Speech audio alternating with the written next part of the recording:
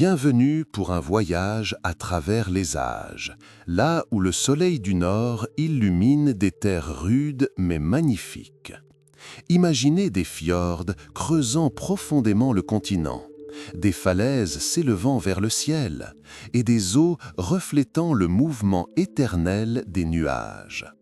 C'est ici, sur cette terre rude mais généreuse, qu'est née une époque qui continue de stimuler notre imagination. On parle des Vikings. Mais qui étaient-ils vraiment? Étaient-ils simplement des barbares sanguinaires, comme on les dépeint souvent? Ou des marins, des commerçants, des agriculteurs et des artisans talentueux se cachaient-ils derrière ce masque terrifiant? Vous êtes-vous déjà demandé comment des peuples, vivant dans des colonies relativement petites, ont réussi à conquérir les mers, à atteindre des rivages lointains et à laisser une telle empreinte dans l'histoire européenne? Comment ces guerriers féroces, dont les noms résonnaient comme le tonnerre, ont-ils également fondé des villes prospères et des routes commerciales reliant des territoires disparates? Les réponses à ces questions nous permettent de mieux comprendre l'ère viking, une époque de découverte, d'expansion et d'échanges culturels. Aujourd'hui, nous voyageons dans le temps pour observer, à travers le prisme du temps, des personnes dont la vie était étroitement liée à la mer et aux voyages lointains. Notre objectif n'est pas simplement de relater des faits, mais de vous plonger dans l'atmosphère de cette époque, de comprendre les motivations et les aspirations de ceux qui ont osé s'aventurer au-delà de l'horizon. Nous évoquerons leurs origines, la terre qui les a vus naître et les premiers pas qui les ont menés à la gloire et parfois à l'oubli. Nous commencerons par les conditions géographiques et climatiques de la Scandinavie qui ont largement façonné le caractère et le mode de vie de ses habitants. Vous découvrirez comment un environnement naturel hostile a façonné un peuple fort et résilient. Comment la rareté des terres fertiles l'a poussé à rechercher de nouvelles opportunités. Et comment les ports naturels et l'accès à la mer lui ont ouvert la voie à l'exploration du monde. Nous examinerons la structure sociale de la société scandinave du Haut Moyen Âge, ses fondements et les valeurs qui ont servi de fondement à ses réalisations ultérieures. Nous remonterons ensuite au tout début de ce que nous appelons aujourd'hui l'ère viking. C'est à cette époque que les premiers dracars, rapides et légers, commencèrent à sillonner les eaux de la mer du Nord. Nous aborderons les premiers raids et les motivations de ces courageux navigateurs à entreprendre de périlleuses expéditions. Nous nous intéresserons plus particulièrement à l'un des événements les plus emblématiques, l'attaque du monastère de Lindisfarne en 1793. Cet événement, relaté dans la chronique, devint le symbole de l'aube d'une ère nouvelle, une époque où les guerriers nordiques devinrent une terreur pour de nombreux royaumes européens. Nous retracerons l'expansion viking à travers les terres occidentales. Vous découvrirez l'exploration des îles reculées de l'Atlantique, l'Islande qui accueillit des milliers de colons, et le Groenland dont les rivages hostiles furent conquis grâce à l'esprit indomptable des pionniers. Nous aborderons également la légende du Vinland, une terre mystérieuse peut-être découverte bien avant Colomb. Notre voyage nous mènera ensuite en Grande-Bretagne. Vous découvrirez comment les Vikings ont envahi les territoires anglais et irlandais, comment la grande armée païenne s'est formée et comment le Danelaw, territoire sous domination scandinave, est apparu sur la carte de l'Angleterre. Nous examinerons l'influence de ces invasions sur le développement politique et culturel des îles britanniques. Mais l'expansion des Vikings ne se limita pas à l'ouest. Nous voyagerons vers l'est pour retracer la célèbre route des Varègues aux Grecs. Vous découvrirez les routes commerciales reliant la Scandinavie à Byzance et au Khaganat khazar, les marchandises transportées le long de ces fleuves et les relations complexes qui se développèrent entre les Vikings et les populations locales. La fondation des États fut tout aussi importante. Nous aborderons la manière dont les Normands, descendants des Vikings, se sont installés dans ce qui est aujourd'hui la France, formant le duché de Normandie. Vous découvrirez le rôle de ce duché dans l'histoire européenne ultérieure, notamment la célèbre conquête de l'Angleterre en 1066. Outre leur conquête et leur expansion, les Vikings étaient également d'habiles commerçants et artisans. Nous examinerons leur économie, les principaux biens qu'ils produisaient et échangeaient, ainsi que leur système monétaire.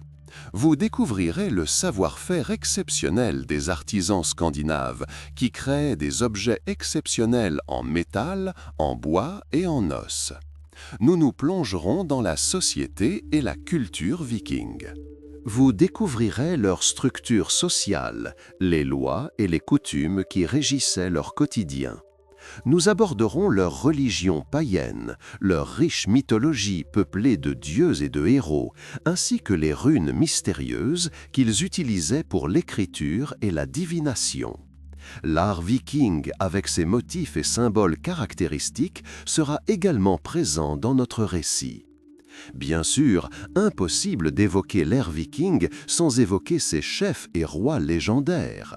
Nous explorerons des personnages clés tels que Ragnar Lodbrok, dont les exploits sont légendaires, Ivar le Désossé, réputé pour son sens stratégique, Éric le Rouge, découvreur du Groenland, et Olaf le Saint, devenu l'un des saints les plus importants de la chrétienté scandinave. Cependant, chaque époque connaît son déclin. Nous examinerons les raisons du déclin de l'expansion viking, notamment le processus de christianisation qui a progressivement modifié la vision du monde scandinave et la formation d'États-nations plus centralisés, plus organisés et plus puissants. Malgré la fin de l'ère d'expansion, l'héritage viking s'est révélé remarquablement durable. Nous examinerons comment leur influence a perduré en Europe et dans le monde, dans la langue que nous parlons, dans la culture qui continue d'évoluer, dans la toponymie qui préserve la mémoire de leur présence et même dans l'héritage génétique des peuples modernes. Enfin, en conclusion, nous tenterons de comprendre l'image des Vikings à travers les âges. Nous verrons comment leur perception a évolué. Des barbares terrifiants aux héros romancés, et comment nous pouvons aujourd'hui les considérer avec une compréhension plus approfondie de leur rôle dans l'histoire. L'âge viking est plus qu'une simple page d'un manuel scolaire. C'est une histoire vivante qui continue de nous inspirer et de nous rappeler la force de l'esprit humain, la soif de découverte et le désir insatiable de comprendre le monde. Préparez-vous à vous immerger dans ce monde merveilleux où chaque fjord, chaque pierre recèle sa propre histoire. Bienvenue dans un monde où les vents du Nord murmurent des histoires anciennes. Nous commençons notre voyage depuis les origines, en Scandinavie, au début du Moyen Âge. C'est ici, au milieu des fjords escarpés et des forêts infinies, que naquit la force qui allait changer le cours de l'histoire européenne. Imaginez les terres que nous connaissons aujourd'hui sous le nom de Danemark, de Norvège et de Suède. C'étaient des territoires où la nature jouait un rôle déterminant dans la vie des hommes. Les côtes rocheuses, découpées par de profondes criques appelées fjords, créaient des ports naturels, mais rendaient aussi les déplacements terrestres difficiles. Les forêts denses fournissaient le bois indispensable à la construction de navires et de maisons, mais elles servaient aussi de refuge aux animaux sauvages et constituaient un obstacle à l'agriculture. Le climat y était frais et les étés courts exigeaient endurance et ingéniosité de la part des hommes. Durant cette période, du 8e au 11e siècle environ, la société scandinave n'était pas un État unifié tel que nous le connaissons aujourd'hui. Elle était plutôt composée de tribus et de communautés distinctes dirigées par des chefs locaux ou jarls. Ces chefs exerçaient un pouvoir considérable, mais leur autorité reposait sur leur force, leur sagesse et leur capacité à assurer le bien-être de leur communauté. La société était essentiellement agraire. Les habitants vivaient dans de petites fermes et pratiquaient l'agriculture, l'élevage, la pêche et la chasse. La vie était étroitement liée au cycle naturel, notamment au changement des saisons. La famille jouait un rôle essentiel dans la vie scandinave. Les liens familiaux étaient forts et l'honneur familial était primordial. Les lois, si l'on peut les appeler ainsi, étaient en grande partie orales, fondées sur la tradition et la coutume. Les conflits étaient résolus lors de things, des assemblées publiques où les hommes libres pouvaient exprimer leurs opinions et participer aux décisions. C'est également ici que les dirigeants étaient élus et que se décidaient d'importantes questions publiques. L'économie était principalement basée sur la subsistance. Les habitants produisaient ce dont ils avaient besoin pour survivre. Cependant, malgré leur relatif isolement, le commerce existait. Les Scandinaves échangeaient leur surplus de produits, fourrures, cuir, poissons, fer, avec les peuples voisins. Ces premières relations commerciales ouvrirent la voie à de futurs grands voyages. La situation géographique de la Scandinavie, entourée par la mer, a joué un rôle clé dans le mode de vie de ses habitants. La mer était à la fois une source de nourriture et une voie d'accès vers d'autres terres. Les Scandinaves ont toujours été d'habiles marins. Ils construisaient des navires robustes, rapides et capables de résister aux violentes tempêtes de la mer du Nord. Ces navires, appelés dracars, sont devenus un symbole de l'ère viking. Leurs quilles étroites, leurs étraves hautes et leurs voiles carrées leur permettaient de naviguer rapidement sur mer comme sur rivière. La structure sociale de la Scandinavie du Haut Moyen Âge était assez simple. Au sommet se trouvaient les jarls et les konungs, chefs et rois dont le pouvoir était souvent élu ou confirmé par la force. En dessous d'eux se trouvaient les agriculteurs et artisans libres, qui formaient l'épine dorsale de la société. Et tout en bas se trouvaient les esclaves, prisonniers de guerre ou débiteurs. Il convient toutefois de noter que l'esclavage en Scandinavie n'était pas aussi brutal que, par exemple, dans l'Empire romain. Les esclaves pouvaient souvent acheter leur liberté, voire devenir des hommes libres. Les facteurs économiques jouaient également un rôle important. Les terres scandinaves n'étaient pas toujours fertiles et la population augmentait régulièrement. Cela créait une certaine pression, poussant les gens à rechercher de nouvelles terres et ressources. De plus, les Scandinaves étaient d'habiles forgerons. Ils extrayaient le fer des minerais des tourbières et en fabriquaient des armes, des outils et des bijoux. La haute qualité de leurs produits les rendait recherchés pour le commerce. Ainsi, nous voyons l'image d'une société étroitement liée à la nature, mais dotée d'un potentiel de développement considérable.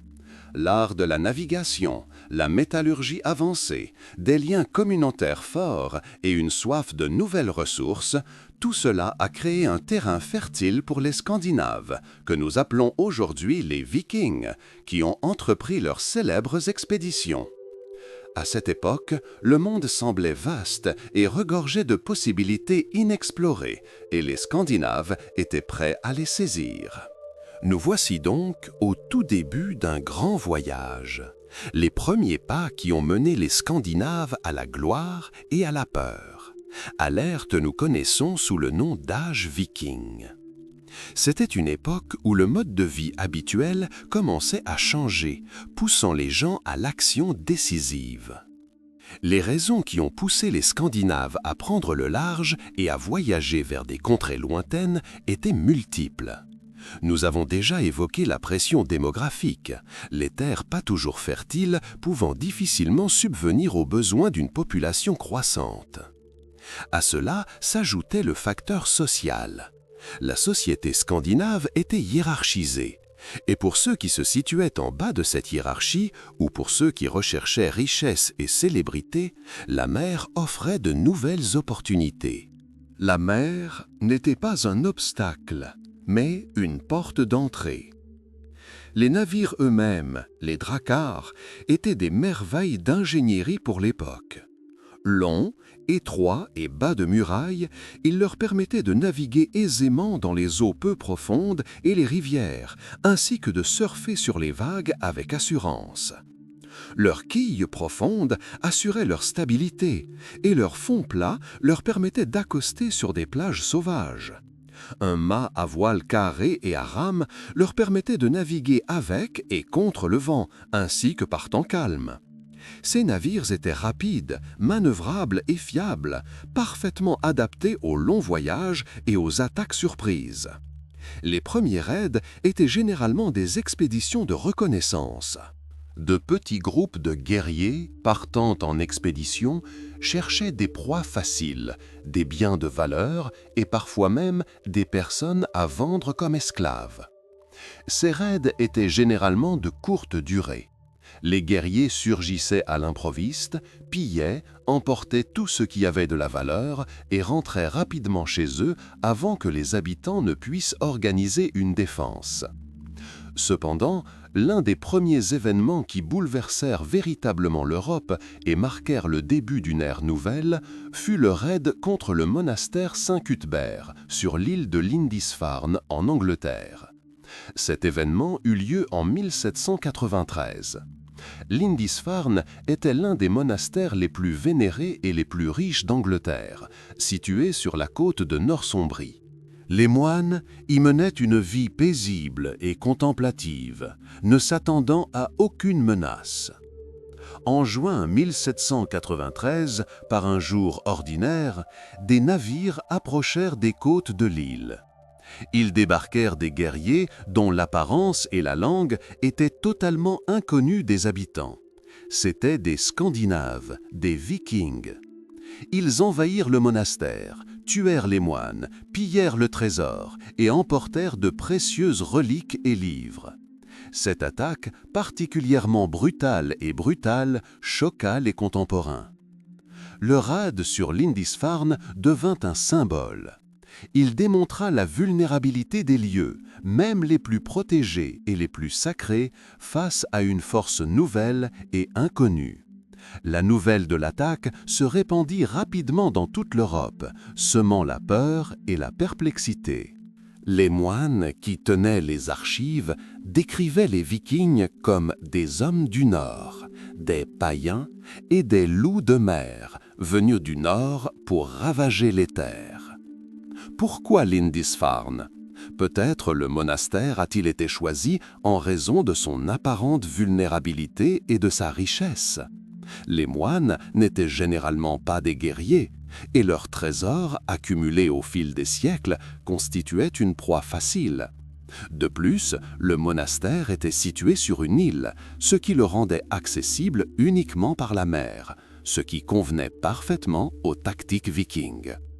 Ce raid n'était pas un incident isolé, mais le premier d'une série d'événements similaires qui se produisirent au cours des siècles suivants. Il marqua le début d'une expansion plus vaste, les Scandinaves se lançant activement dans l'exploration et la colonisation de nouveaux territoires, non seulement pour le pillage, mais aussi pour la colonisation et le commerce.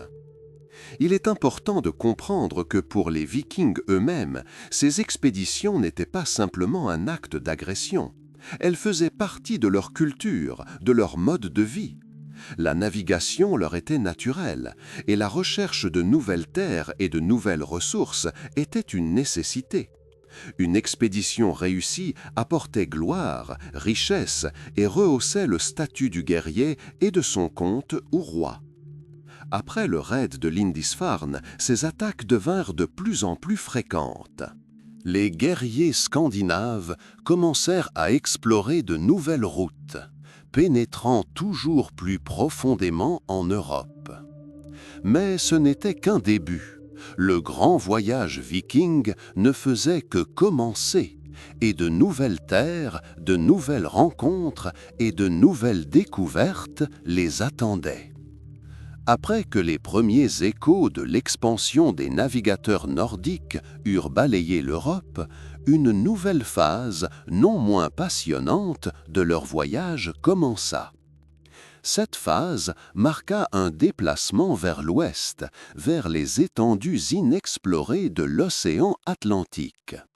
Les Vikings, dont les navires étaient leur foyer et leur instrument de conquête, partirent vers ce qu'ils croyaient être de nouvelles terres et de nouvelles opportunités. Les îles Féroé furent les premières de leur expédition. Ces îles rocheuses, perdues dans l'Atlantique Nord, attirèrent l'attention des navigateurs norvégiens à la fin du 8e ou au début du 9e siècle. Ces terres, dépourvues de populations indigènes, les rendirent attractives pour la colonisation. Les Vikings y trouvèrent des pâturages pour leurs moutons et leurs chèvres, ainsi que des possibilités de pêche.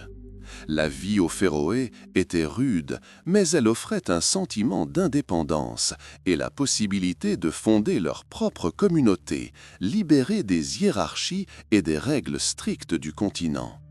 Cependant, la véritable avancée dans l'exploration des terres occidentales fut la découverte de l'Islande.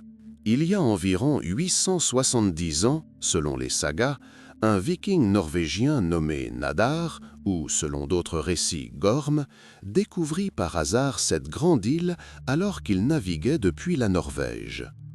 Il la nomma Pays des Neiges, en référence à ses pics glacés. Mais la véritable colonisation commença un peu plus tard.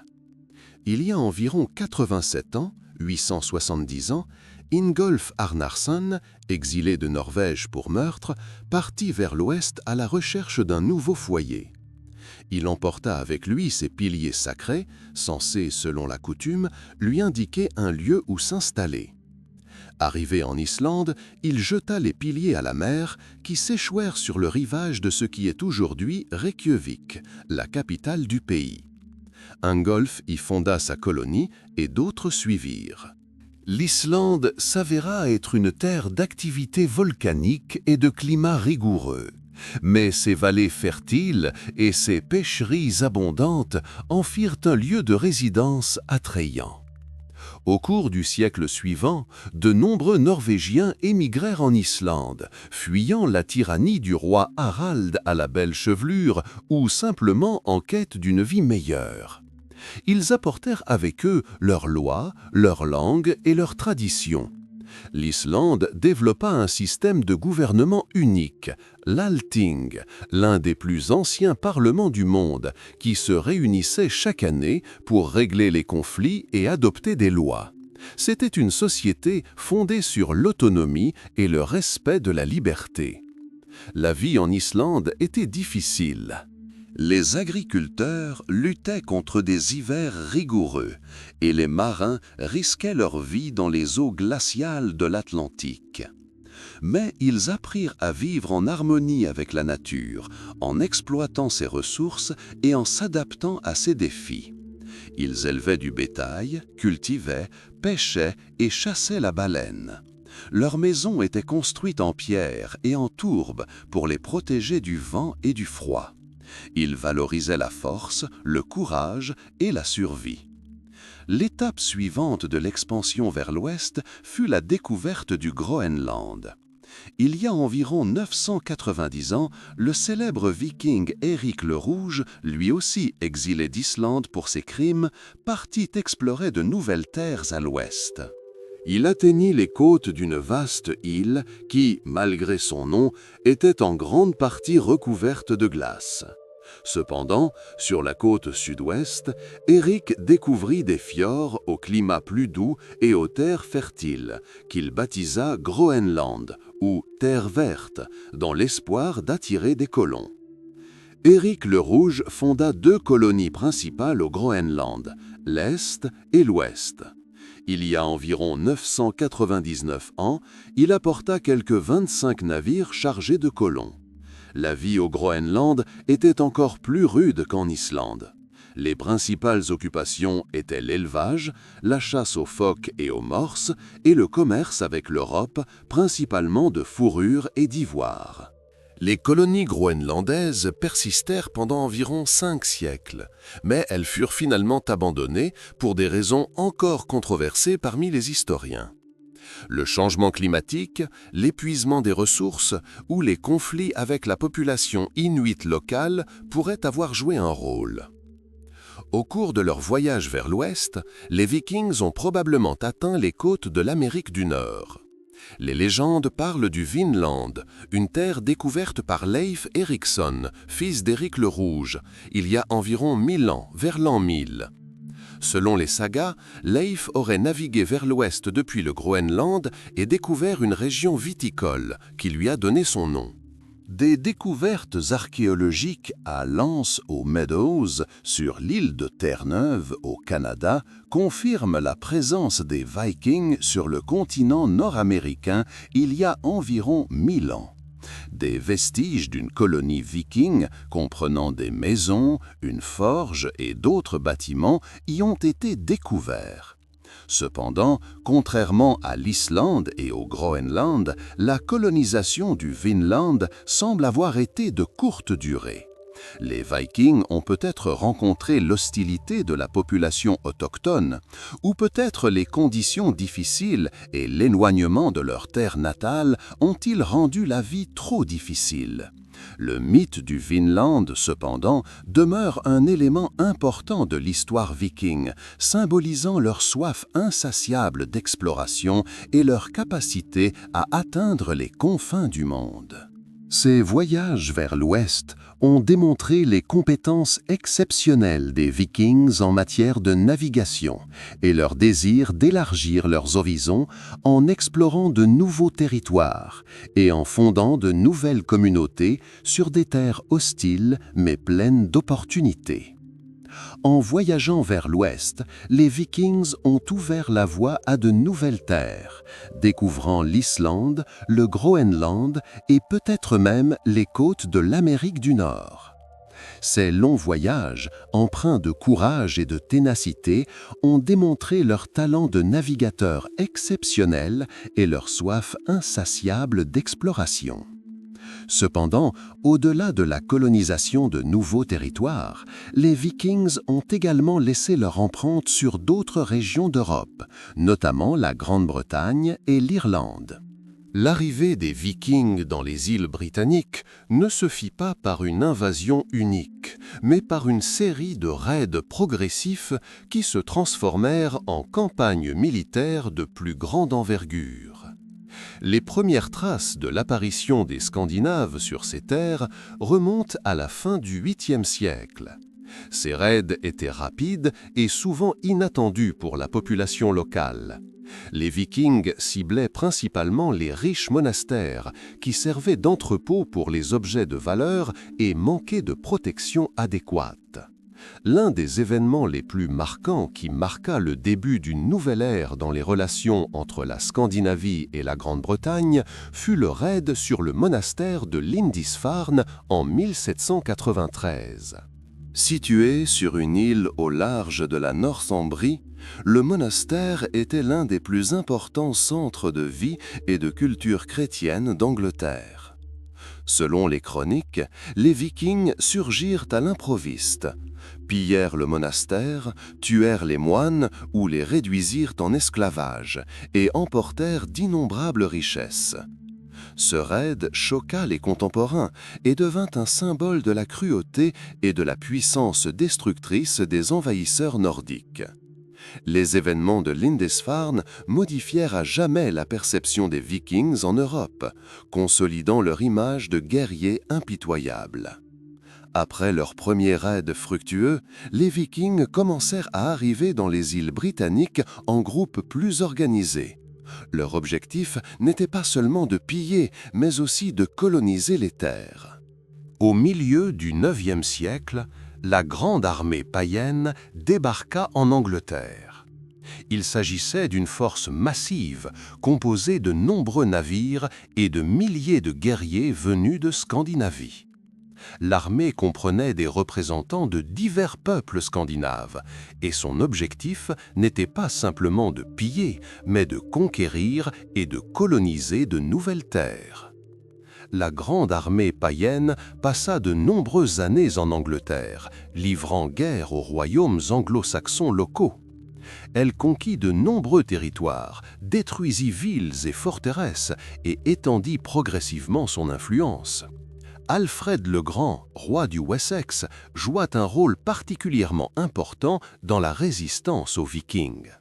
C'est sous son commandement que les Anglo-Saxons parvinrent à repousser les envahisseurs et à préserver l'indépendance de leur royaume.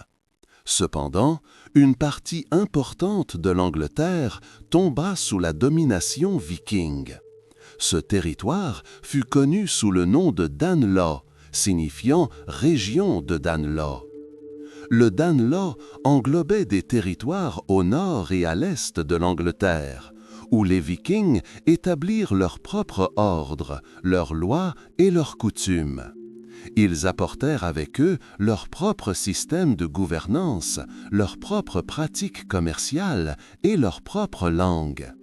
Au Danelaw, les Vikings pratiquèrent l'agriculture, l'artisanat et le commerce.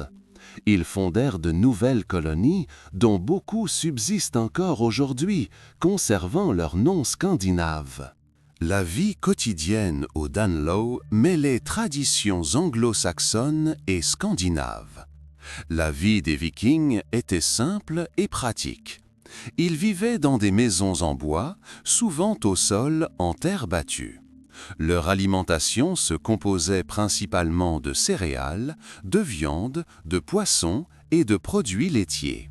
Ils portaient des vêtements simples mais résistants, faits de laine et de cuir. Les Vikings vivant dans le Danelaw maintenaient des liens avec leur terre natale, mais interagissaient aussi activement avec la population locale. Cette période fut marquée à la fois par des conflits et des périodes de coexistence pacifique et d'échanges culturels. L'influence viking sur la langue anglaise fut considérable. De nombreux mots utilisés en anglais moderne sont d'origine scandinave. Outre l'Angleterre, les Vikings étaient également actifs en Irlande. Leur arrivée sur l'île d'Émeraude commença par des raids contre des monastères et des villages côtiers. Cependant, contrairement à l'Angleterre, où les Vikings réussirent à établir un vaste État, leur présence en Irlande fut plus dispersée. Ils fondèrent des comptoirs commerciaux tels que Dublin, Waterford et Limerick, qui devinrent par la suite de grandes villes. Ces colonies constituèrent d'importantes plaques tournantes commerciales reliant l'Irlande au reste de l'Europe. Les Vikings irlandais, ou Normands comme on les appelait souvent, participèrent également à des conflits locaux, s'alliant à divers clans irlandais. Leurs compétences militaires et leurs navires leur conféraient un avantage dans ces querelles. Cependant, ils ne parvinrent pas à soumettre complètement l'île. La culture et la société irlandaise firent preuve de suffisamment de résilience pour résister à une assimilation complète. En Irlande, comme en Angleterre, les Vikings ont laissé leur empreinte sur la toponymie, la langue et la culture. De nombreuses villes irlandaises portent des noms scandinaves, et certains mots et expressions de la langue irlandaise ont également des racines scandinaves. Progressivement, au fil du temps, les Vikings qui s'installèrent en Irlande commencèrent à adopter la culture locale et le christianisme se mêlant à la population irlandaise. La conquête viking de la Bretagne et de l'Irlande fut donc un processus complexe et multiforme. Elle incluait à la fois des raids rapides et de longues périodes de conquête et de colonisation. Les événements de Lindisfarne, l'arrivée de la grande armée païenne, la formation du Danelaw et l'établissement de colonies commerciales en Irlande sont autant d'événements qui ont marqué l'histoire européenne. Les Vikings ont non seulement laissé une trace sanglante, mais ont également largement contribué au développement de ces terres, laissant derrière eux un riche patrimoine culturel et linguistique. La route des Varegs vers les Grecs était bien plus qu'une simple voie commerciale. C'était toute une époque, reliant l'Europe du Nord aux terres du Sud, aux grands empires d'Orient. Quand on pense aux Vikings, on imagine souvent leurs raids rapides sur les côtes occidentales. Mais leur expansion s'étendait aussi loin vers l'Est, le long des fleuves qui devinrent leurs autoroutes. Imaginez les vastes étendues de l'Europe de l'Est, traversées par de puissants fleuves. Le Volkhov, la Lovat, le Dniepr et la Dvina occidentale. C'est le long de ces voies navigables que les Scandinaves, connus en russe sous le nom de Varegs, ont tracé leur route. Ces voyages ont commencé vers le 8e ou le 9e siècle, lorsque les premiers marins et commerçants audacieux venus de Suède, de Norvège et du Danemark se sont lancés à la recherche de nouvelles terres, de richesses et de débouchés commerciaux. L'objectif principal de cette route orientale était d'atteindre Byzance, ou l'Empire grec tel qu'on l'appelait en russe. Constantinople, la magnifique capitale de Byzance, était un centre de commerce, de culture et de richesse. Les Varegs cherchaient à l'atteindre pour échanger leurs fourrures, leur cire, leur miel et leurs esclaves contre de l'argent, de la soie, des épices et d'autres biens précieux introuvables dans le nord. Le voyage fut long et périlleux. Les Varegs durent naviguer sur les rapides de puissants fleuves, affronter des courants impétueux et éviter les attaques des tribus locales. Ils bâtirent des villages fortifiés le long des rivières qui devinrent des points de transit et des comptoirs commerciaux. L'un de ces centres importants fut le lac Ladoga, où naquit la colonie de Staraya Ladoga, puis Novgorod, qui devint pendant des siècles l'un des principaux centres commerciaux et politiques de la Russe du Nord-Est. Au cours de leur voyage, les Varegs rencontrèrent et interagirent avec divers peuples. Leur relation avec le Khaganat khazar était particulièrement importante. Ce puissant État, situé dans la région de la Basse-Volga et du Caucase du Nord, contrôlait une part importante des routes commerciales. Les Khazars prélevaient des impôts sur les marchands transitant par leurs terres, ce qui leur procurait des revenus considérables. Les Varegs étaient contraints de négocier avec les Khazars, de leur payer tribut, voire de servir dans leur armée pour assurer la sécurité de leurs expéditions commerciaux. Les relations avec les Khazars étaient complexes. D'un côté, ils étaient des partenaires commerciaux, mais de l'autre, ils pouvaient aussi être des adversaires. Des découvertes archéologiques, telles que des pièces de monnaie arabes et byzantines retrouvées en russe, témoignent de liens commerciaux importants dans lesquels les Khazars jouaient un rôle clé. La destination finale, comme déjà mentionné, était Byzance. Les Varegs descendirent le Dniepr, surmontèrent ses rapides et atteignirent la mer Noire. De là, ils naviguèrent jusqu'à Constantinople, une ville qui les émerveilla par sa splendeur et sa richesse. Les Byzantins appelèrent ces guerriers et commerçants du Nord Russes, et ce nom aurait donné son nom à la future Russe. La puissance militaire des Varegs joua également un rôle important dans leurs campagnes orientales. Ils ne se contentaient pas de commercer, ils participaient également à des opérations militaires, servant parfois comme mercenaires au service des empereurs byzantins. Le célèbre régiment Vareg de Byzance était composé de guerriers d'élite inspirant à la fois respect et crainte. Outre le commerce, les Varegs ont importé leurs coutumes et leur organisation en Orient. Ils ont participé à la formation des premiers États d'Europe de l'Est. Le légendaire Riourik, appelé à régner à Novgorod vers 862, selon le compte des années révolues, est considéré comme le fondateur de la dynastie des princes russes. Son arrivée marqua le début de la formation d'un État où l'élément varègue jouait un rôle majeur. La vie des Varègues à l'Est était riche en contrastes. Ils pouvaient être de féroces guerriers, mais aussi d'habiles commerçants, soucieux de leur réputation et soucieux d'établir des relations commerciales durables. Ils vivaient dans des villages fortifiés, où ils se mêlaient à la population locale, adoptant progressivement leur langue et leurs coutumes, tout en préservant leur identité propre. Des fouilles archéologiques menées dans des lieux comme Gnezdovo près de Smolensk ou Chestovica près de Tchernigov permettent d'imaginer le mode de vie de ce peuple. Les découvertes comprennent des armes, des bijoux, des outils et des vestiges de bâtiments résidentiels. Elles indiquent que les Varègues n'étaient pas de simples visiteurs temporaires. Ils fondaient des colonies, pratiquaient l'artisanat et géraient leurs foyers. Un aspect important de la route orientale résidait dans son caractère non monolithique. Plusieurs itinéraires existaient, et les Varègues pouvaient choisir le plus avantageux ou le plus sûr selon les circonstances. Certains suivaient le Dniepr, d'autres la Dvina occidentale, menant à la mer Baltique et plus loin en Europe. L'économie de cette route reposait sur le troc. Les fourrures, notamment celles de zibeline et de martre, étaient extrêmement précieuses. La cire et le miel constituaient également des exportations importantes. De leur côté, les Varègues rapportaient des pièces d'argent, des dirhams de Byzance et d'autres pays du Sud, qui devinrent la principale monnaie d'échange. Ces pièces se retrouvaient souvent dans des trésors, témoignant de l'importance de leur circulation monétaire.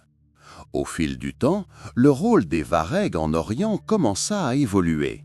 Ils s'intégrèrent progressivement à la société locale, adoptèrent le christianisme et leur puissance militaire et politique se renforça. L'ancien État russe se forma, où des éléments varègues se mêlèrent à des éléments slaves, finno-ougriens et autres. La route des Varègues aux Grecs est bien plus qu'une simple histoire de commerce et de conquête. C'est une histoire de courage, d'entreprise et de soif d'innovation. Elle raconte comment les peuples et les cultures ont interagi, s'enrichissant mutuellement, créant de nouvelles formes d'État et de civilisation.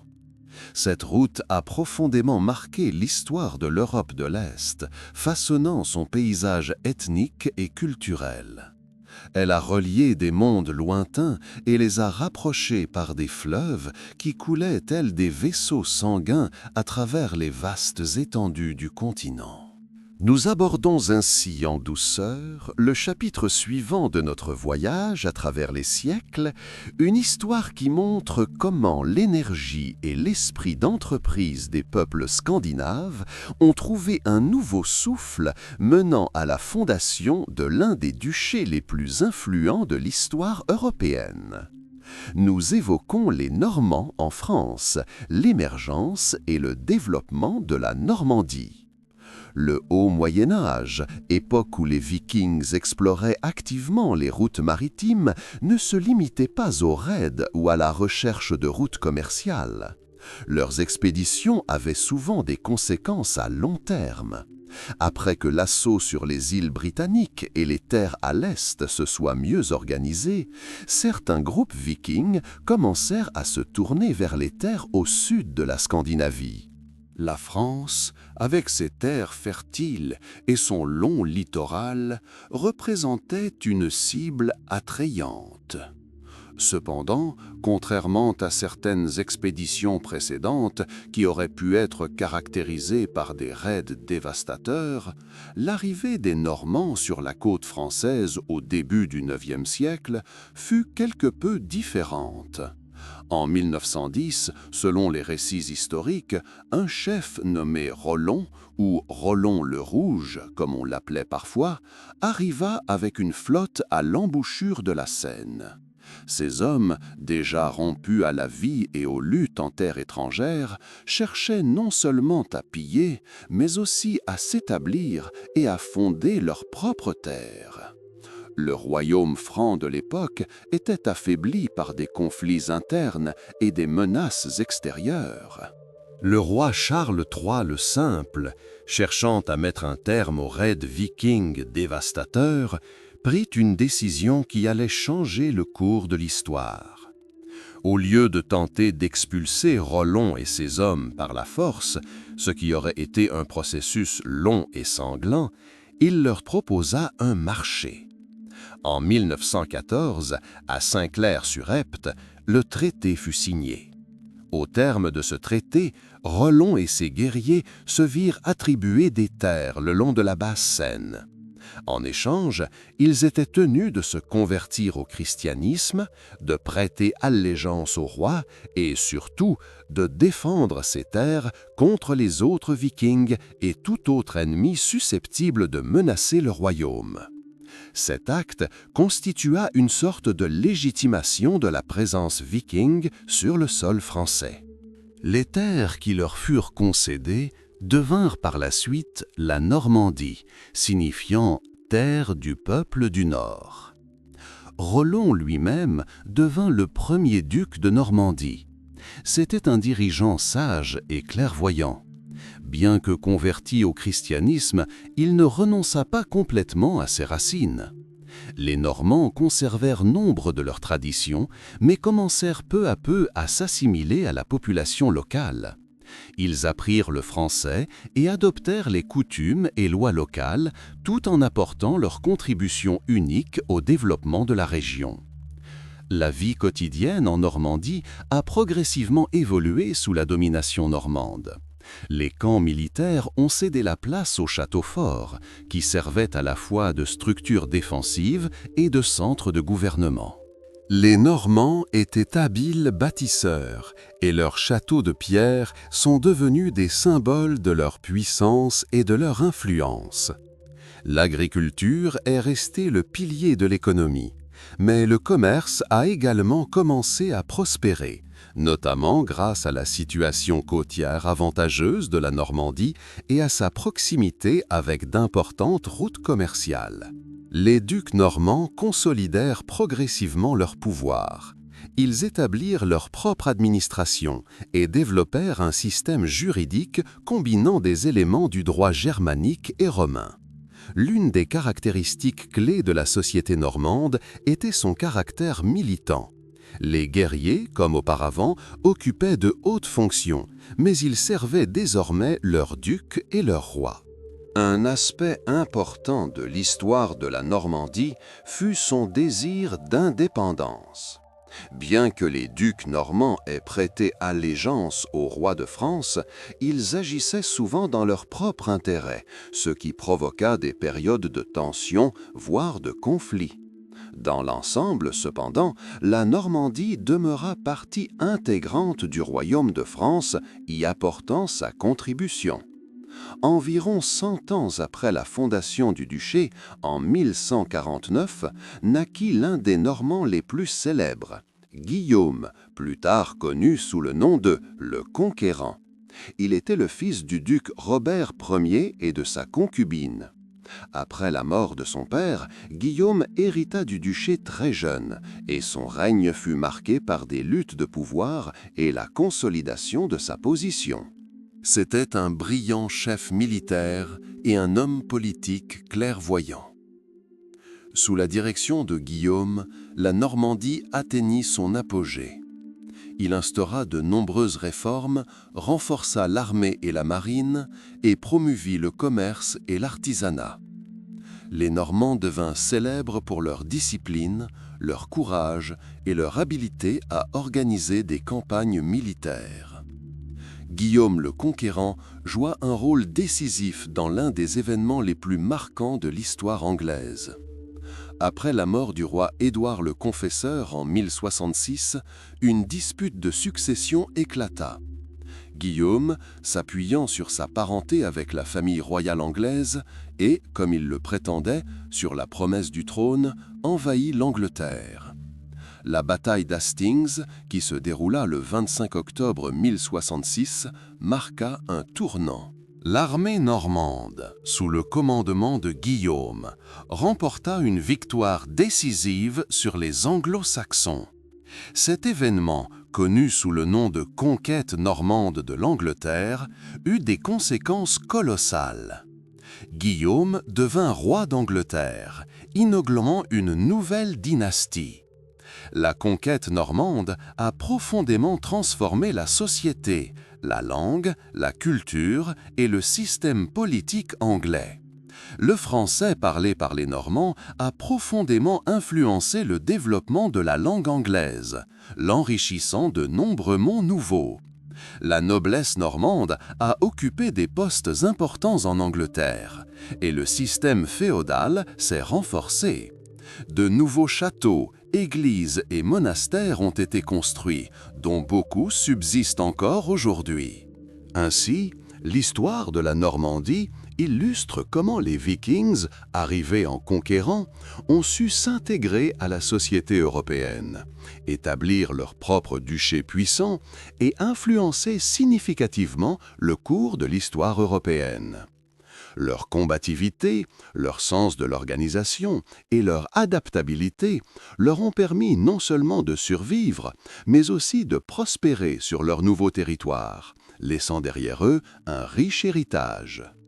La Normandie est devenue un pont entre la Scandinavie et l'Europe continentale, démontrant comment le mélange des cultures peut mener à l'émergence de nouvelles civilisations dynamiques. Leur parcours, de bandits guerriers à ducs et rois, constitue un chapitre remarquable de l'histoire européenne, empreint de sagesse, de force et d'une volonté constante d'évolution. L'ère viking que nous explorons fut une époque non seulement de campagnes et de conquêtes, mais aussi de commerce dynamique et d'artisanat d'art. L'économie viking reposait sur une variété d'activités qui soutenaient leur société et leur permettaient d'interagir avec d'autres cultures. L'agriculture constituait la base de l'économie. Les terres scandinaves, bien que pas toujours fertiles, étaient propices à la culture de céréales comme l'orge et le seigle, ainsi qu'à l'élevage. L'agriculture était la base de la vie de la majorité de la population. Cependant, pour subvenir à leurs besoins fondamentaux et maintenir le commerce, les Vikings s'adonnaient également activement à d'autres activités. La pêche et la chasse jouaient un rôle important, notamment dans les régions côtières et les terres du Nord. Les produits de la mer, qu'il s'agisse de poissons ou de phoques, fournissaient de la nourriture et des matières précieuses comme les peaux et la graisse. La chasse aux animaux de la forêt procurait des fourrures très recherchées.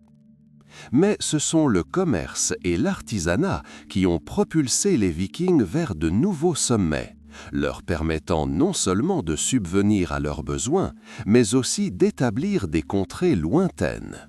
Les Vikings étaient d'habiles navigateurs, et leurs dracars, des navires longs et étroits, servaient non seulement aux campagnes militaires, mais aussi au transport de marchandises. Ils entreprenaient de longs voyages pour échanger leurs marchandises contre ce qui était introuvable en Scandinavie. Quelles étaient les principales marchandises que les Vikings proposaient sur les marchés? Il s'agissait avant tout de précieuses ressources naturelles. Les fourrures récoltées dans les forêts du Nord étaient un véritable trésor. Les peaux de renard, de zibelline et de martre étaient très prisées. Les Vikings échangeaient également des bois de renne, des os et du cuir. Les esclaves capturés lors des raids constituaient une marchandise importante. Malheureusement, la traite négrière était un élément vital de l'économie de l'époque. Cependant, les Vikings n'étaient pas seulement des chasseurs, mais aussi d'habiles artisans. Leur savoir-faire leur permettait de créer des objets recherchés. L'un de leurs métiers les plus importants était la forge. Les Vikings étaient d'excellents fabricants d'armes, fabriquant des épées, des haches et des couteaux. Ces objets étaient non seulement fonctionnels, mais souvent décorés. Le fer utilisé pour leur production était extrait du minerai des tourbières. Outre les armes, les forgerons fabriquaient des outils agricoles et des objets ménagers tels que des couteaux, des haches, des clous et des agrafes. Travailler le métal exigeait une grande habileté et un savoir-faire exceptionnel. Un autre artisanat important était le travail du bois. On construisait des navires et des maisons en bois, tout comme des meubles, de la vaisselle et des jouets. Les Vikings étaient passés maîtres dans la création d'objets en bois durables et esthétiques. La production textile s'est également développée. Les femmes filaient la laine et le lin, puis tissaient le lin. Ces tissus servaient à fabriquer des vêtements, des voiles et des sacs. Ils étaient décorés de broderies. Le travail de l'os et de la corne était également courant. Ces matériaux servaient à fabriquer des peignes, des boutons, des manches de couteau et des bijoux. Les bijoux occupaient une place particulière. Les Vikings adoraient les bijoux, et leurs artisans fabriquaient d'élégants bracelets, colliers, boucles d'oreilles et broches. L'or, l'argent et le bronze étaient utilisés. Les bijoux étaient souvent incrustés de pierres semi-précieuses, comme le grenat ainsi que de verre. Les motifs des bijoux reflétaient souvent leur mythologie et leur vision du monde. Les routes commerciales des Vikings s'étendaient sur de vastes étendues. Ils commerçaient avec les îles britanniques, la France, les terres des tribus germaniques et même avec l'Europe de l'Est. À l'Est, ils établirent la célèbre route des Varègues aux Grecs, reliant la Scandinavie à Byzance et au califat arabe. D'importants centres commerciaux tels que Hedeby, dans l'Allemagne actuelle, Björka sur l'île de Björkö en Suède et Kaupang en Norvège devinrent de véritables métropoles de leur époque. Des marchands du monde entier s'y réunissaient pour échanger marchandises, informations et découvertes culturelles. Ces marchés proposaient des produits de toute l'Europe et de l'Asie. Le système monétaire du début de l'ère viking n'était pas aussi développé qu'il le serait plus tard. La principale forme d'échange était les lingots d'argent et d'or, ainsi que les bijoux fondables. Les Vikings pratiquaient une économie de l'argent, où le poids de l'argent déterminait sa valeur. Les dirhams arabes, qui parvenaient en Scandinavie par les routes commerciales, étaient souvent utilisés. Progressivement, à mesure que le commerce se développait et que les liens avec d'autres pays se renforçaient, la Scandinavie commença à produire ses propres pièces. Les premières pièces imitant des motifs étrangers apparurent au IXe siècle. Le commerce permettait aux Vikings d'acquérir des biens introuvables dans leur terre d'origine. Ils importaient par exemple du vin, du sel, du verre, de la soie, des épices, ainsi que des armes et des bijoux d'autres pays. Il est important de comprendre que le commerce et l'artisanat n'étaient pas l'apanage exclusif des hommes. Les femmes participaient activement à la production textile, à la broderie et à la céramique. Elles pouvaient également posséder des biens et gérer des entreprises. L'économie viking était dynamique et adaptative. Ils étaient experts dans la découverte de nouvelles ressources, le développement de nouvelles technologies et l'établissement de liens commerciaux. Cela leur a permis non seulement de survivre, mais aussi de prospérer, influençant significativement le développement économique et culturel de l'Europe. Leurs expéditions commerciales ont facilité les échanges de biens, d'idées et de technologies, enrichissant ainsi les cultures de nombreux peuples. La maîtrise par les Vikings de divers métiers, de la forge à la joaillerie, a marqué l'histoire de l'art et de l'artisanat européen. Dans la section précédente, nous avons abordé le commerce et l'artisanat, ainsi que la manière dont les Vikings ont bâti leur économie et trouvé leur place dans le monde grâce aux échanges. Aujourd'hui, nous allons plonger au cœur même de leur vie, leur société et leur culture, pour comprendre leur mode de vie, les lois qui les régissaient, leurs croyances et leur expression artistique. La société viking était structurée de manière assez stricte, mais elle laissait également une certaine liberté à chacun de ses membres.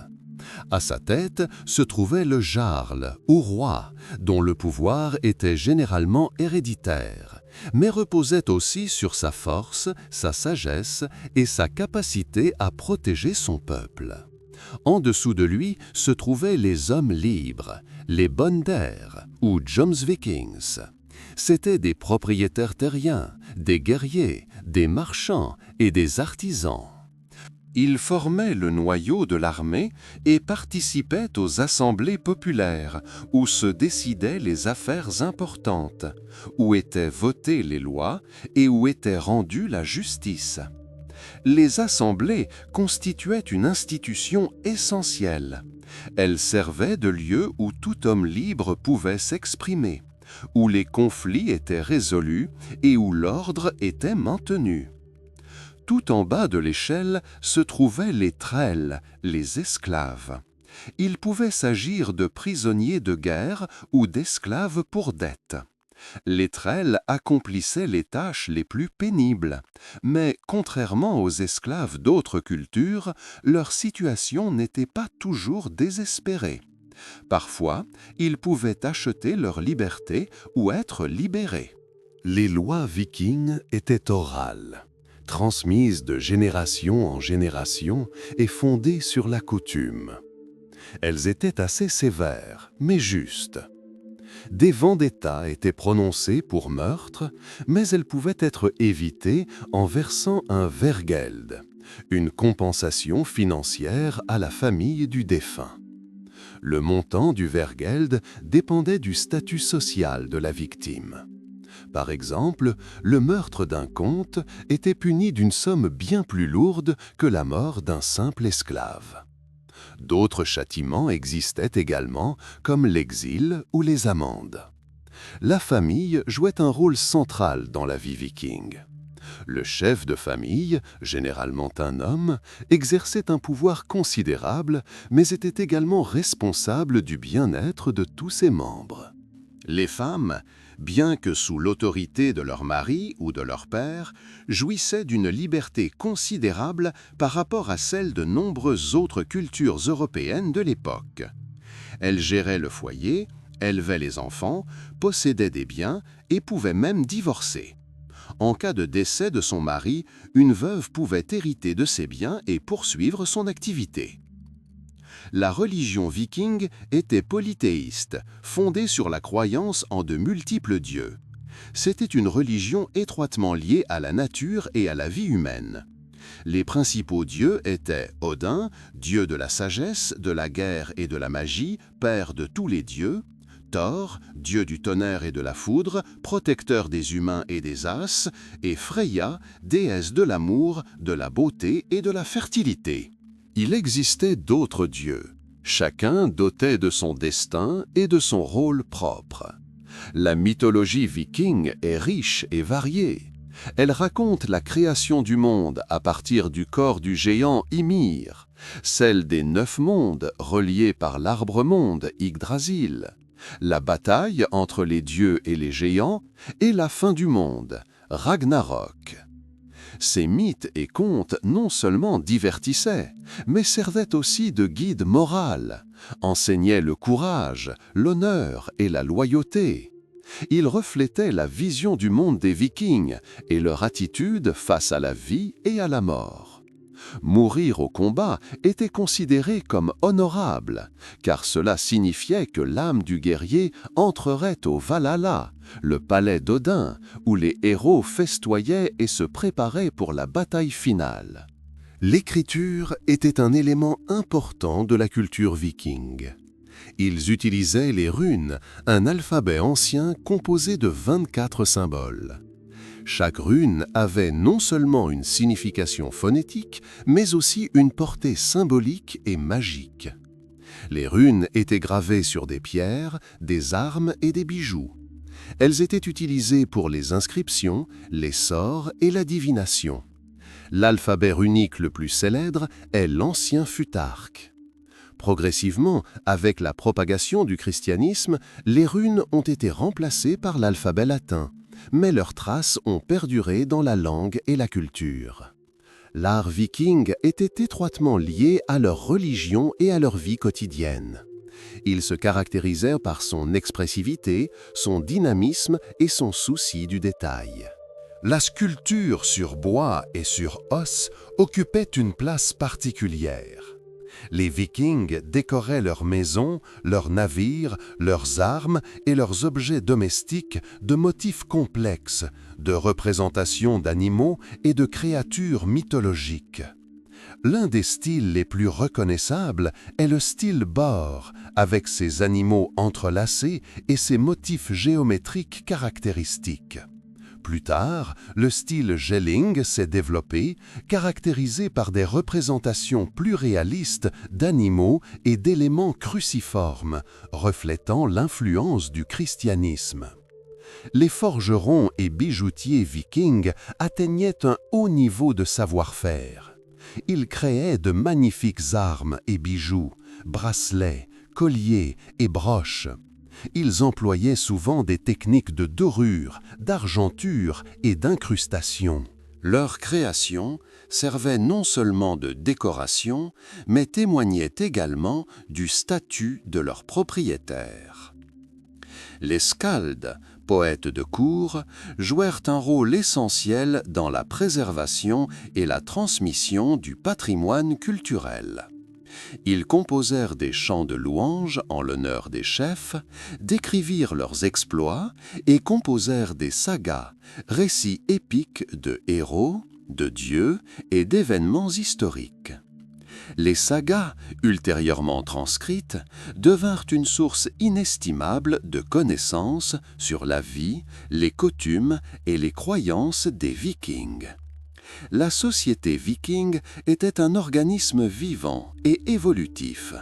Elle n'était pas statique, elle changeait sous l'influence de processus internes et de contacts externes. Lois, coutumes et croyances, tout cela a façonné le caractère unique de cette époque. Et si l'on se souvient souvent des Vikings comme de guerriers et de marins, il est important de se souvenir de leur mode de vie, de la manière dont ils fondaient leur famille, de leurs croyances et de leur créativité. Cela nous aide à les percevoir non seulement comme de redoutables conquérants, mais aussi comme des êtres avec leurs propres joies, leurs peines, leurs aspirations et leurs rêves. Dans l'Antiquité, alors que le monde était encore jeune et que les étoiles semblaient plus proches, les terres du nord de l'Europe devinrent le berceau de grands navigateurs et guerriers. Il s'agissait des Vikings, dont les noms résonnent encore dans les légendes. Nous avons déjà évoqué la manière dont ils construisaient leurs maisons, fabriquaient leurs navires complexes, forgeaient leurs armes et décoraient leur quotidien de magnifiques et précieux objets domestiques. Nous avons évoqué leur maîtrise de l'artisanat, leur poésie et leurs croyances. Tournons-nous maintenant vers ceux qui se tenaient à la tête de ces puissantes tribus, ceux dont les noms sont inscrits en lettres d'or dans les annales de cette époque. Ces chefs et rois légendaires ont façonné le cours de l'histoire. Ragnar Lodbrok est l'un des personnages les plus célèbres et peut-être les plus mythifiés. Son nom, signifiant Ragnar aux culottes poilues, suscite de nombreuses questions et débats parmi les historiens. L'époque exacte de sa vie et la durée de son existence restent sujettes à débat. Cependant, les sagas le dépeignent comme un puissant guerrier, un marin courageux et un souverain sage. On dit qu'il a sillonné les contrées les plus reculées de l'Europe, de l'Irlande à la Méditerranée. Ses exploits, qu'il s'agisse de chasser des monstres ou de combattre des ennemis, ont inspiré de nombreux récits, transmis oralement puis par écrit. Imaginez la vie à cette époque. Les gens vivaient dans de solides maisons en bois, souvent coiffées de toits de tourbe. La terre était leur gagne-pain, mais la mer et les rivières leur fournissaient nourriture et transport. Le régime alimentaire était simple, bouilli de céréales, poissons, viande, légumes et baies. Les vêtements étaient en laine et en lin, ornés de broderies et de boucles métalliques. La vie était intimement liée à la nature, au rythme de l'année et au culte des dieux anciens. Et dans cette vie, pleine de labeur et de danger, des personnages comme Ragnar incarnaient la force, la fortune et la sagesse. Parmi les fils de Ragnar Lodbrok, Ivar le Désossé occupe une place particulière. Son surnom, Désossé, a donné lieu à de nombreuses interprétations. Certains pensent qu'il souffrait d'une maladie qui affaiblissait ses os, tandis que d'autres pensent qu'il s'agissait simplement d'une métaphore de sa ruse et de sa capacité à pénétrer là où d'autres ne pouvaient pas. Ivar était l'un des chefs de la grande armée païenne qui envahit l'Angleterre au 8e siècle. Son nom est associé à la destruction du monastère de Lindisfarne, souvent considéré comme le début de l'ère viking. Cependant, Ivar était plus qu'un simple guerrier. C'était aussi un fin stratège et, selon certains récits, même un souverain. Il joua un rôle clé dans la conquête d'une partie importante de l'Angleterre, connue sous le nom de Danello. La vie d'Ivar, comme celle des autres chefs, était rythmée par des déplacements constants, des batailles et des négociations. Il devait être capable de prendre des décisions qui affectaient le sort de milliers de personnes. Leur autorité reposait non seulement sur la force, mais aussi sur la sagesse et l'aptitude à diriger.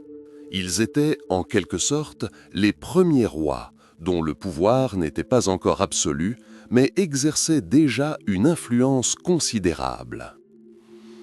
Traversons l'océan jusqu'aux terres hostiles du Nord, où vécut Éric le Rouge. Il fut l'un des premiers Nordiques à établir une colonie au Groenland. Son histoire est celle du courage, de la persévérance et d'un désir de nouvelles terres. Contraint de quitter l'Islande après un meurtre, Éric partit vers l'ouest, vers des terres inconnues. Il y passa 3 ans à explorer la côte et, à son retour, convainquit ses compatriotes de l'imiter. Il baptisa le pays Groenland, signifiant « terre verte », pour attirer davantage de colons. La vie des colons au Groenland était rude. Ils élevaient du bétail, chassaient et pêchaient. Le climat était froid et les ressources limitées. Mais ils construisirent leurs propres maisons, leurs propres églises et vécurent comme ils l'entendaient, préservant leur culture et leurs traditions. Éric le Rouge devint l'un des fondateurs de la colonie du Groenland, marquant de son empreinte l'histoire de l'exploration nordique. À l'est, sur les terres qui deviendraient plus tard la Norvège, vivait le saint Olaf. Roi de Norvège au XIe siècle, il joua un rôle essentiel dans la christianisation du pays. Son règne fut marqué par des luttes de pouvoir, des guerres et, finalement, par sa mort à la bataille de Stiklestad en 1021. Cependant, après sa mort, il fut canonisé et devint l'un des saints les plus vénérés de Scandinavie. Le saint Olaf symbolise la transition du paganisme au christianisme qui s'opéra en Scandinavie à cette époque. Ce fut un processus long et complexe qui transforma la société, ses lois et sa culture. Olaf, guerrier et souverain, devint également un défenseur de la nouvelle foi, tentant d'unifier le pays sous sa bannière. Son histoire illustre l'étroite imbrication entre pouvoir politique et croyances religieuses.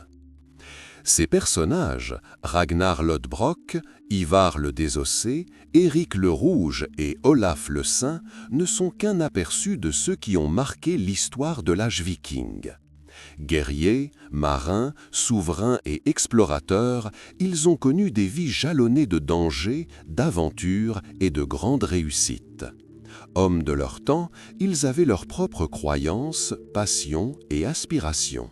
L'étude de leurs histoires nous permet de mieux comprendre non seulement l'âge viking lui-même, mais aussi les forces qui ont propulsé l'humanité, ouvrant de nouveaux horizons et façonnant le monde dans lequel nous vivons aujourd'hui.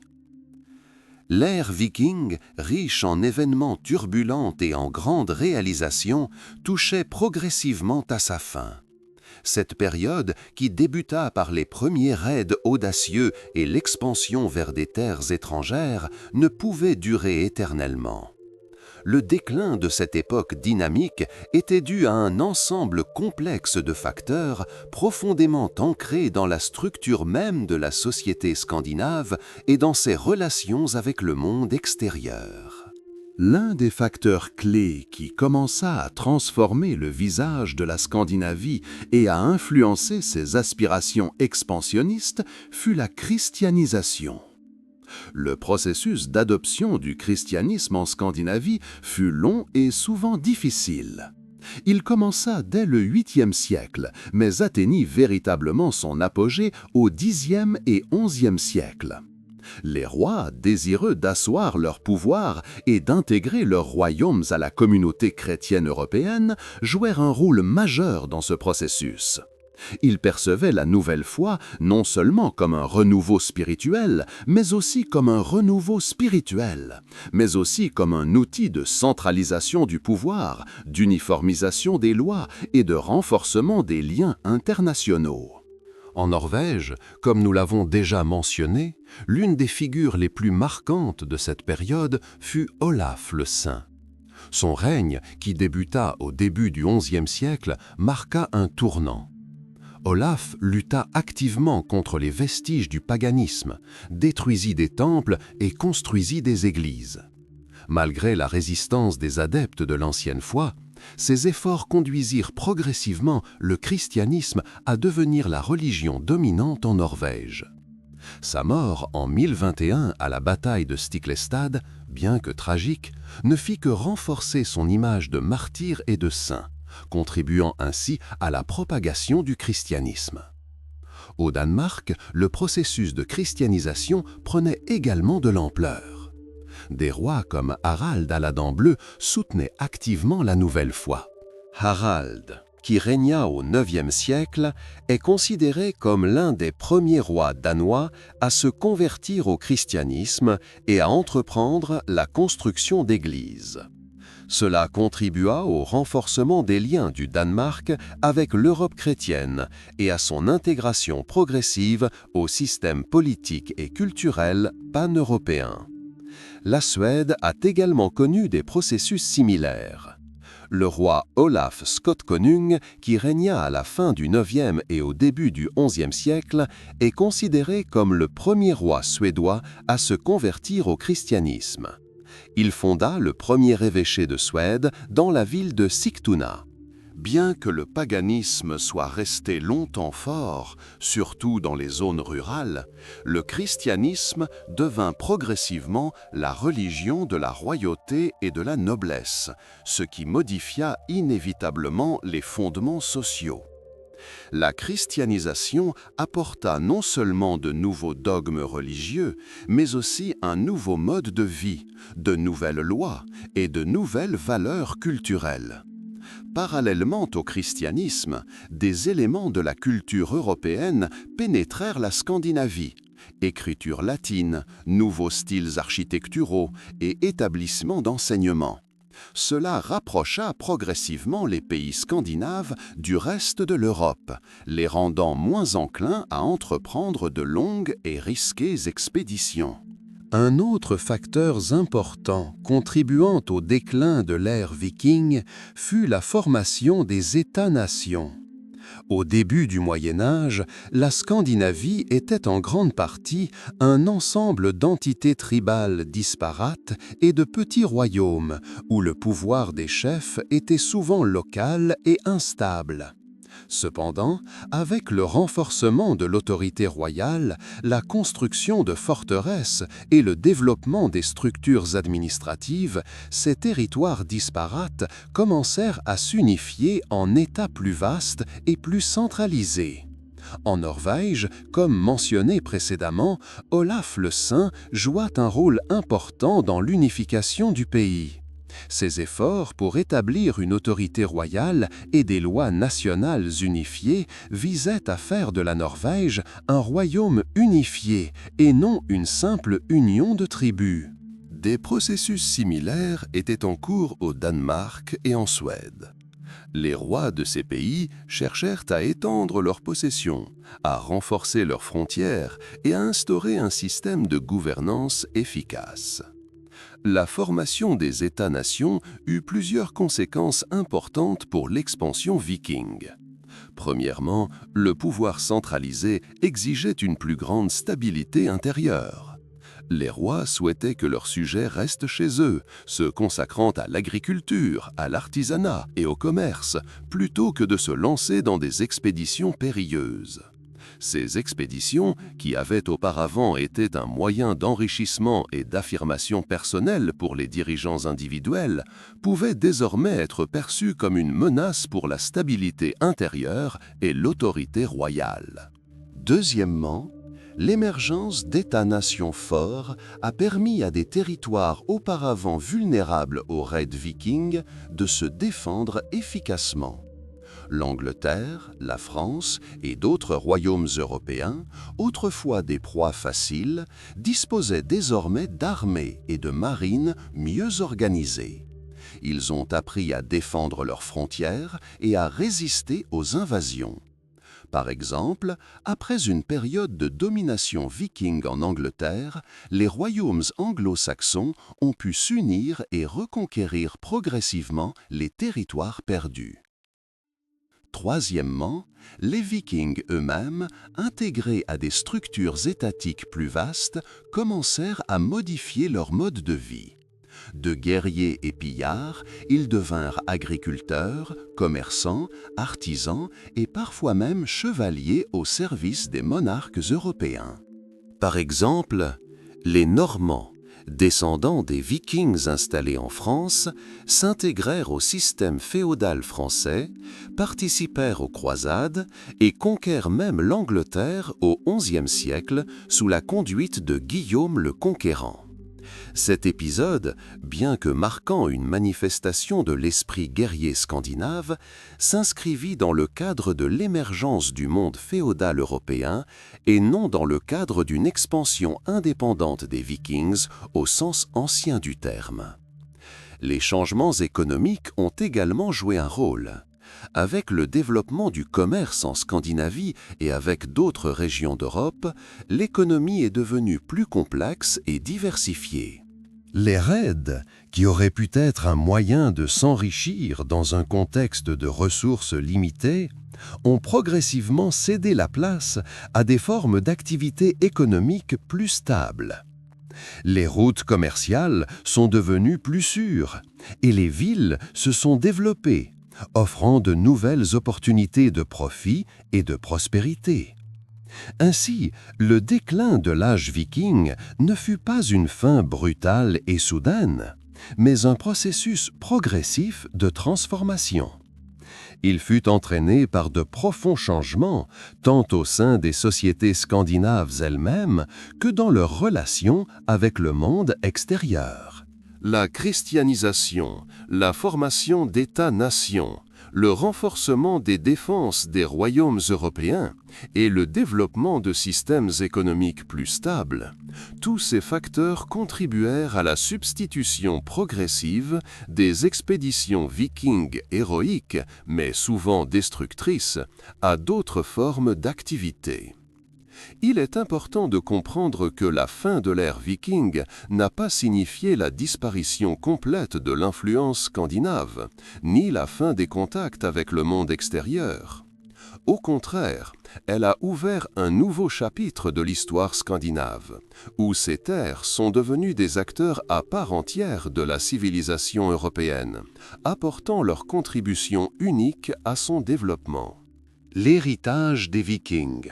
Leur courage, leur talent de navigateur, leur art et leur culture a perduré, mais dans un contexte nouveau, s'adaptant à un monde en mutation. Cette transition d'une ère de raid à une ère de formation d'État et d'intégration au sein de la famille européenne était une étape naturelle du développement historique, reflétant le désir de stabilité, d'ordre et de prospérité des peuples. L'âge viking, ayant marqué l'histoire de son empreinte, n'a pas disparu sans laisser de traces. Son héritage, tel de profondes racines, continue de nourrir les temps modernes, se manifestant dans les aspects les plus divers de nos vies.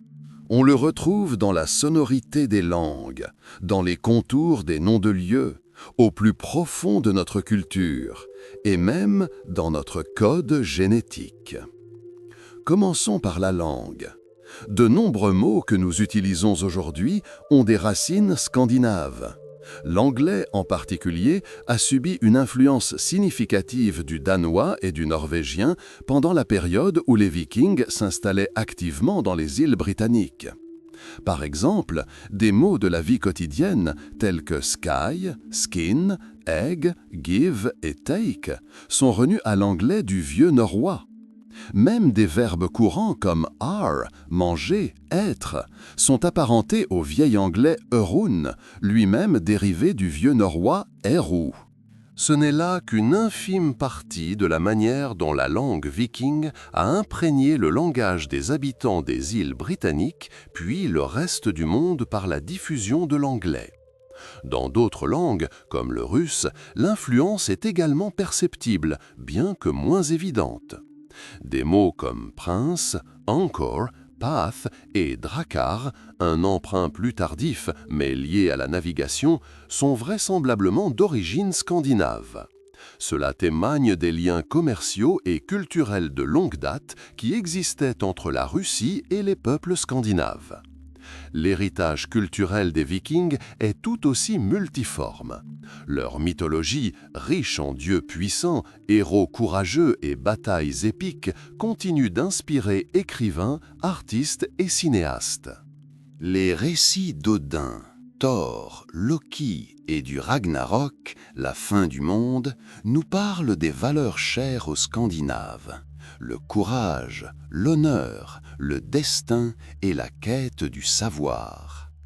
L'écriture runique utilisée par les Vikings servait non seulement à consigner des textes, mais était également porteuse d'une signification magique et sacrée. Bien que les runes ne soient plus utilisées au quotidien, elles demeurent un symbole important de leur culture et attirent l'attention des chercheurs et des passionnés. L'art viking, représenté par des objets en bois et en métal, des bijoux et des navires savamment sculptés, témoigne d'un savoir-faire artisanal de haut niveau et d'un style unique. Des motifs tels que le style animalier, avec ses animaux entrelacés et ses formes complexes, sont encore reconnaissables aujourd'hui. L'influence des Vikings sur la toponymie est tout aussi significative. De nombreux noms de lieux dans les régions qu'ils ont visitées portent des traces de leur présence. En Angleterre, par exemple, de nombreux noms se terminent par « bay », qui signifie « village » ou « établissement » en vieux norrois, comme Derby, Grimsby et Whitby. On trouve également des noms se terminant par Thorpe, ferme, village, comme Scunthorpe, ou Thwaite, clairière, prairie, comme dans Braithwaite. Ces noms témoignent directement de la présence de colons danois et nordiques. En Irlande, où les Vikings fondèrent leurs premières villes, comme Dublin, Waterford et Limerick, leur influence est également manifeste. Par exemple, le nom de Dublin vient du vieil irlandais Dublin, qui signifie « étang noir ».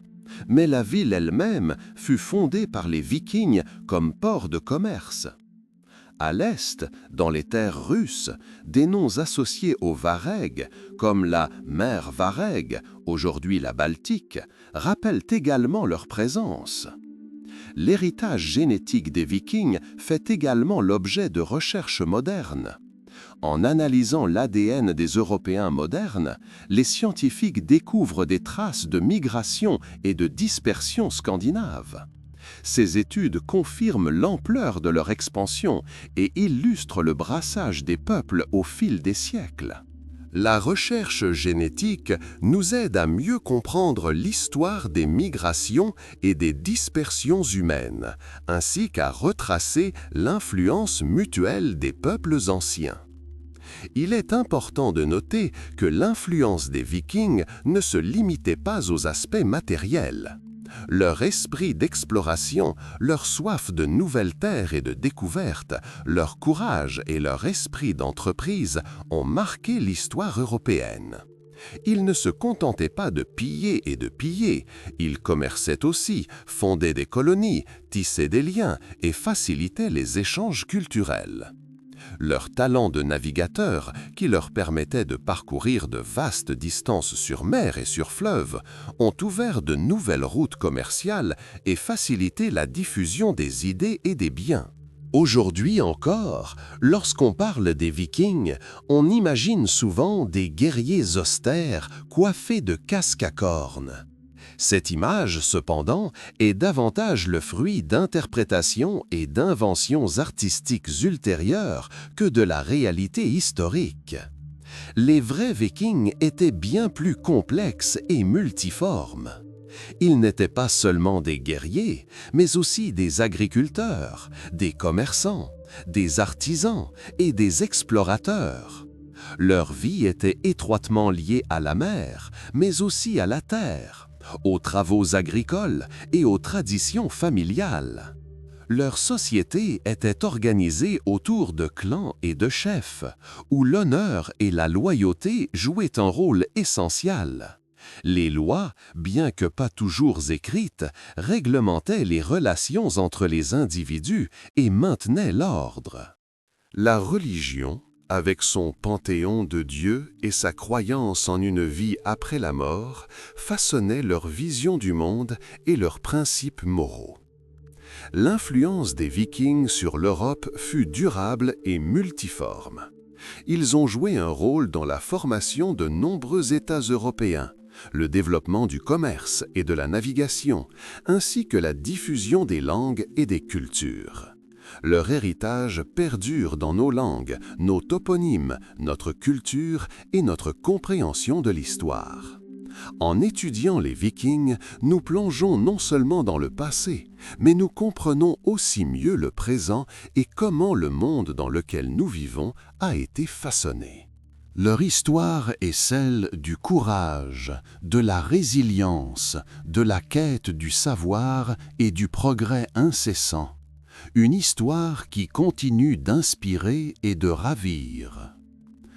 L'âge viking, qui débuta avec l'éveil du art, s'est progressivement effacé dans le temps, laissant derrière lui non seulement des légendes de guerriers redoutables, mais aussi une empreinte profonde et multiforme sur l'histoire de l'Europe et du monde. Nous avons parcouru un long chemin dans l'exploration des origines de ce peuple remarquable, de ses premiers pas lors du Grand Voyage, de son exploration de nouvelles terres, de ses routes commerciales et de ses réalisations culturelles. En résumé, il est important d'examiner cet héritage à la lumière des siècles passés, en laissant de côté les mythes et en nous concentrant sur leurs véritables contributions. L'image des Vikings telle que nous la connaissons aujourd'hui a connu de nombreuses transformations. Des premières descriptions dans les chroniques où ils étaient dépeints comme de redoutables pillards, aux héros romancés du XIXe siècle et aux représentations cinématographiques modernes, chaque période a apporté ses propres nuances. Cependant, la véritable valeur de l'ère viking ne réside pas seulement dans ses prouesses militaires. C'étaient d'habiles navigateurs dont les navires traversaient les océans, découvrant de nouveaux horizons.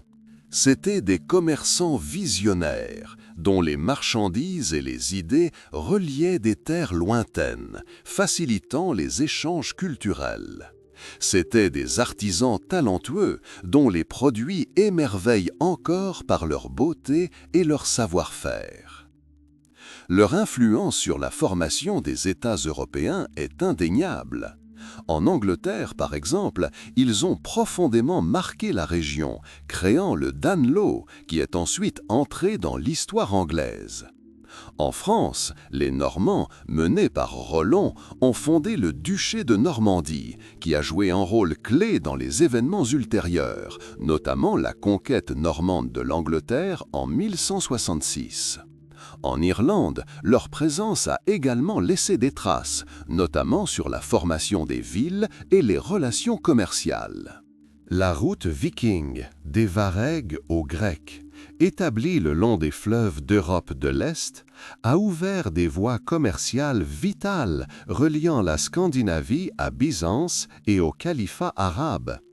Elle a contribué non seulement au développement économique, mais aussi à l'enrichissement culturel, à la diffusion des produits, des technologies et même des idées religieuses orientales.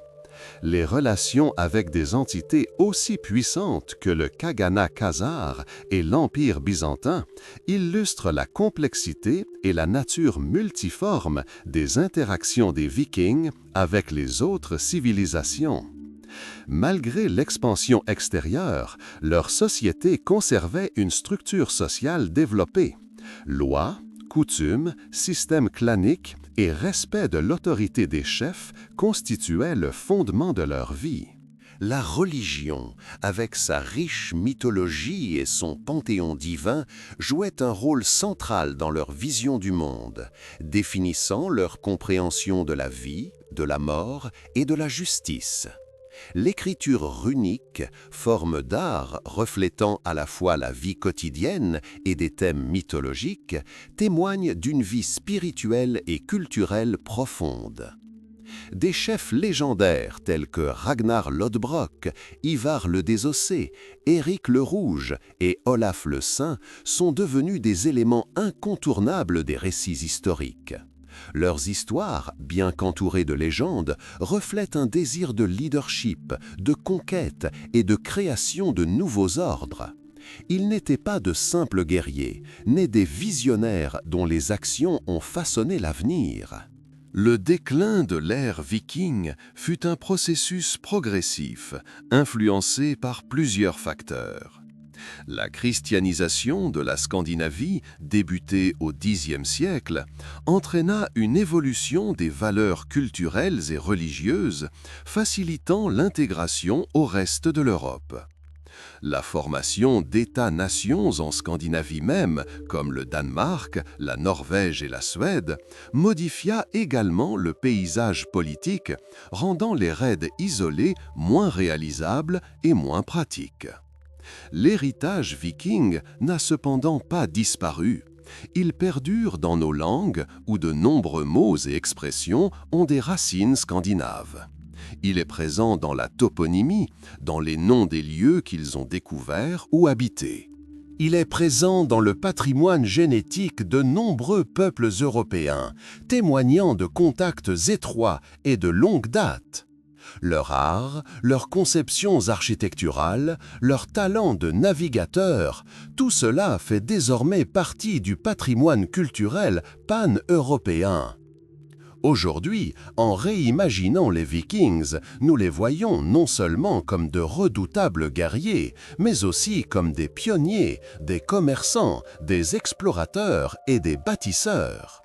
Nous reconnaissons leur contribution au développement de la navigation, du commerce et à la formation de l'identité européenne.